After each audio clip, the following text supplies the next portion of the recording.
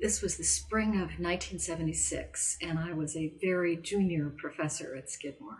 And I still remember driving up the drive to Case Center, where I parked every day. My office was in Case Center then in Ladd, and seeing fire trucks, ambulances, and ropes made of sheets hanging out the windows of Wilmarth.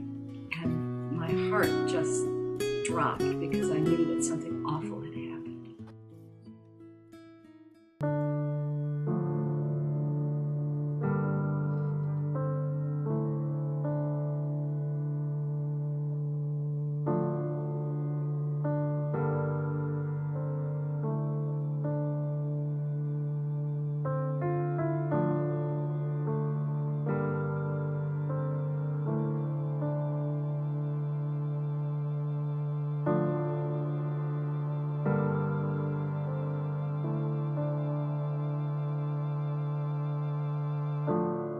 In the tower above the earth,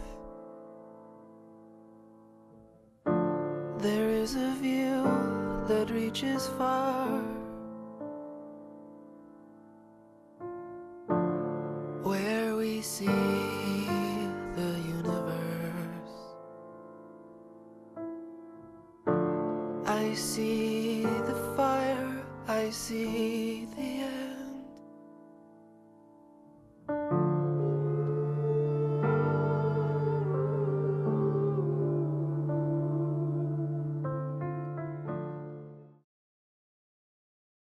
The fire was out very quickly. It was a flash fire, and it had started in the trash room, and it went through the first floor hall. The container of trash must have contained cigarette that hadn't been put out. We used to smoke in the dorms. And this was a time when we smoked everywhere. We had just a few months before banned smoking in the classroom, but the rest of the campus was a very cigarette-heavy place. And so one could just imagine an ashtray that had a cigarette butt in it that wasn't quite out had been dumped into the trash and smoldered there for hours. And in the middle of the night, it had caught the rest of the trash bucket on fire. We had to draw a lot of assumptions and assume that what happened, that it had started in the trash room and blew up. Either exploded or someone opened the door or something. There was, all of a sudden, it must have got some air and just blew out and went around the corner, heading toward what would be the south, and then around over to the east. And Jody's room was right around the corner. When we did inspection of that room, it appears as if Jody had gone from her bed to the door, evidently either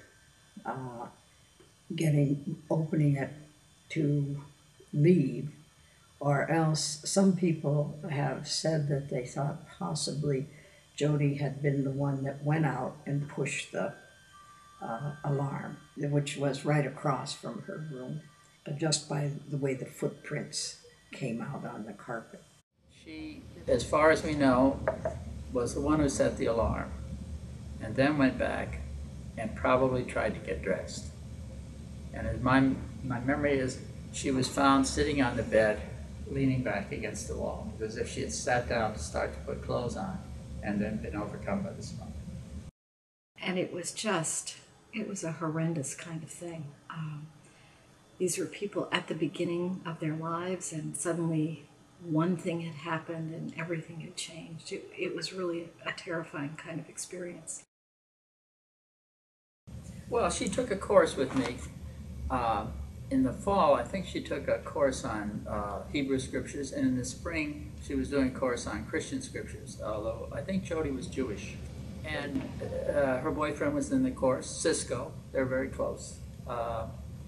And I liked them both, and we talked a lot. I guess I liked her because of tremendous energy that she had for what she was doing, what she was studying and everything. She was bright, but she was also, had a terrific sense of humor about things. And already she was pretty wise for her years. She was only 20 years old. And it was ironic that we were talking in the New Testament course about some New Testament documents in Corinthians talking about death and what happens after we die and so on and everything.